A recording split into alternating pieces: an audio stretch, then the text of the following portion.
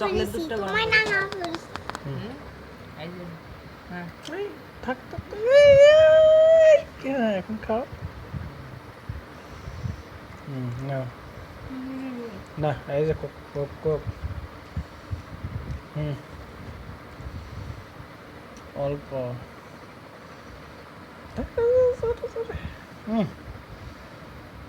এই হলো